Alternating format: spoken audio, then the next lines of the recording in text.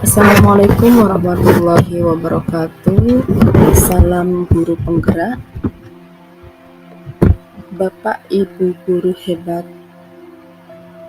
Pada kesempatan kali ini saya Rofin Maulina, calon dari guru penggerak angkatan 7 Kabupaten Jepara, akan menjelaskan terkait dengan tugas koneksi antar materi, kesimpulan dan refleksi pada modul 1.1.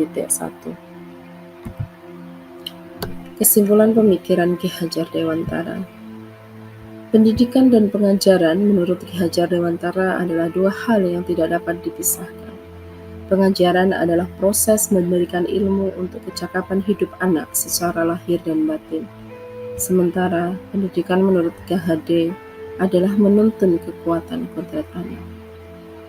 Maksud pendidikan itu adalah menuntun segala kekuatan kodrat yang ada pada anak-anak agar mereka dapat mencapai keselamatan dan kebahagiaan yang setinggi-tingginya, baik sebagai manusia maupun sebagai anggota masyarakat.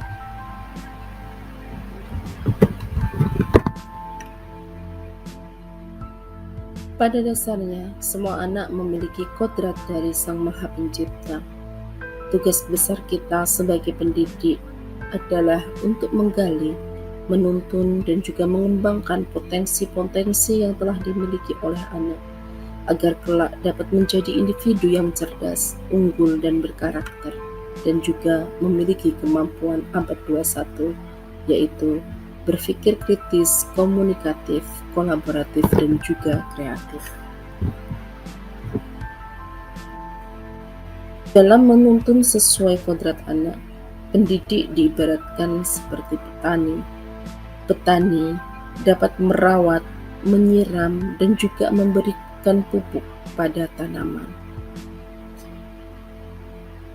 Meskipun pertumbuhan tanaman dapat dijaga, namun petani tidak dapat mengganti kodrat dari tanaman tersebut. Jika kodratnya adalah padi, maka hasilnya pun akan menjadi padi. Demikian juga dengan murid. Pendidik tidak dapat mengubah kodrat murid, melainkan hanya menuntun tumbuhnya untuk memperbaiki laku hidupnya. Artinya bahwa sebagai seorang pendidik, kita harus bisa melayani kebutuhan belajar anak sesuai dengan karakteristik yang berbeda-beda. Menuntun menurut KHD tidak dapat dilakukan dengan paksaan. Justru, menuntun adalah mendorong anak menemukan kemerdekaan dalam belajar. Merdeka yang dimaksud oleh KHD berarti merdeka atas dirinya sendiri, di mana minat dan bakat anak itu harus merdeka untuk berkembang seluas mungkin. Akan tetapi, kebebasan itu bukan berarti kebebasan secara mutlak. Sebagai pendidik, kita harus tetap menuntun dan juga mengarahkan anak agar mereka tidak kehilangan arahnya dan juga tidak membahayakan dirinya.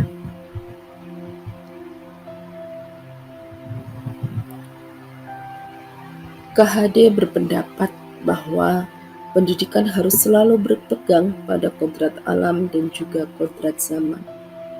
Kodrat alam yang dimaksud adalah kekuatan, potensi, atau keadaan diri yang secara alamiah melekat pada diri masing-masing individu. Sedangkan kodrat zaman adalah kekuatan, potensi, atau keadaan diri yang berubah secara dinamis sesuai dengan kondisi sosial, budaya masyarakat, atau perkembangan zaman. Dan yang tak kalah penting, filosofi pendidikan KHD sangat menjunjung tinggi pendidikan budi pekerti. Pendidikan merupakan katalis untuk melatih dan mengembangkan budi pekerti anak atau peserta didik. Pendidikan haruslah mengisi ruang pengembangan kemampuan afektif dan psikomotor selain aspek kognitif. KHD juga menelurkan gagasan bahwa masing-masing anak memiliki dasar jiwa yang alamiah dan yang dapat dibentuk. KHD berpendapat pendidikan yang baik dapat merubah budi pekerti seseorang meskipun individu tersebut memiliki kecenderungan perilaku yang negatif secara alamiah atau bawaan. Yang artinya di sini bahwa kita sebagai pendidik bertugas untuk menuntun, mengarahkan anak agar mereka dapat mengembangkan karakter yang baik untuk mereka, agar mereka dapat mencapai keselamatan yang setinggi-tingginya dan juga kebahagiaan yang setinggi-tingginya sebagai seorang individu ataupun anggota dalam masyarakat. KHD sangat menjunjung tinggi kedudukan anak dalam pendidikan. Slogan KHD, yaitu pendidik harus menghamba pada anak, seringkali menjadi slogan bagi para guru, di mana guru diharuskan untuk mengikhlaskan diri dan mengorbankan diri untuk anak. Dalam mendidik anak, ada 3 semboyan KHD yang dapat diterapkan, yaitu yang pertama, ingar sosung tulodo, yang artinya di depan pendidik harus dapat menjadi teladan baik bagi anak. Yang kedua, ing madya mangun karso, yang artinya di tengah-tengah pendidik harus dapat memberikan motivasi kepada anak untuk memperbaiki lakunya atau mengembangkan potensi-potensinya.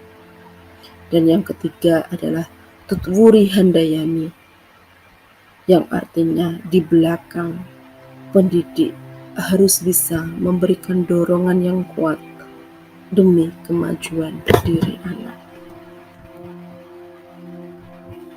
Yang selanjutnya adalah refleksi.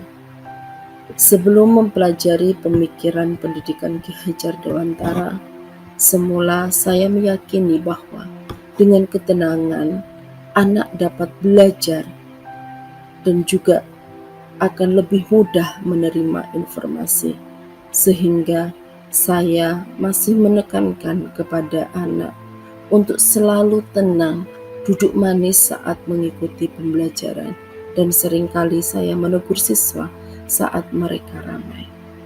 Selain itu, saya juga jarang sekali melakukan refleksi siswa terhadap kegiatan pembelajaran yang telah saya lakukan, karena menurut saya, apa yang telah saya lakukan dalam kegiatan pembelajaran adalah hal yang sudah sesuai dengan kebutuhan anak didik. Akan tetapi pada kenyataannya, apa yang telah saya lakukan itu membuat mereka malah menjadi takut kepada saya. Mereka juga merasa tertekan, dan tak banyak juga yang merasa bosan di dalam kelas. Dan setelah mempelajari pemikiran Ki Hajar Dewantara tentang pendidikan, cara pandang saya sangat berubah. Saya menyadari betul bahwa apa yang saya lakukan selama ini dalam mendidik banyak sekali yang perlu diperbaiki. Sehingga di dalam kegiatan pembelajaran saya mencoba untuk mengimplementasikan cara mendidik yang sesuai dengan pemikiran KHD, yaitu dengan cara mendekatkan diri kepada anak agar saya dapat mengenali karakteristik mereka dalam belajar, sehingga mereka tidak lagi merasa takut dan merasa bosan di kelas yang akan saya ajar. Setelah saya mengetahui karakteristik anak didik saya, kemudian saya mencoba untuk berusaha memfasilitasi kebutuhan mereka sesuai dengan minat dan gaya belajar yang mereka miliki. Contohnya adalah dengan menyediakan referensi materi dalam format yang berbeda-beda. Contohnya referensi materi dalam bentuk e-book dan juga ada referensi materi dalam bentuk video audio. Selain itu, di kelas yang lain saya juga mendapati bahwa kebanyakan mereka merasa bosan belajar di dalam ruangan, sehingga saya menuruti mereka untuk melakukan kegiatan pembelajaran di luar kelas atau di luar ruangan di saat mereka merasa jenuh di dalam ruangan. Dan aksi-aksi yang telah saya lakukan dalam kegiatan pembelajaran yang sesuai dengan pemikiran Ki Hajar Dewantara yang saya coba implementasikan di dalam kegiatan pembelajaran dapat dilihat pada video di channel YouTube saya yang ada pada link yang tertera di slide tersebut. Dan kegiatan pembelajaran dengan mengimplementasikan pemikiran-pemikiran Ki Hajar Dewantara juga dapat terlihat dalam foto-foto yang sudah saya sertakan di bawah. Demikianlah pemaparan saya terkait dengan tugas koneksi antar materi dan juga refleksi terhadap pemikiran-pemikiran Ki Hajar Dewantara terkait dengan pendidikan. Terima kasih. Salam guru penggerak, tetap semangat.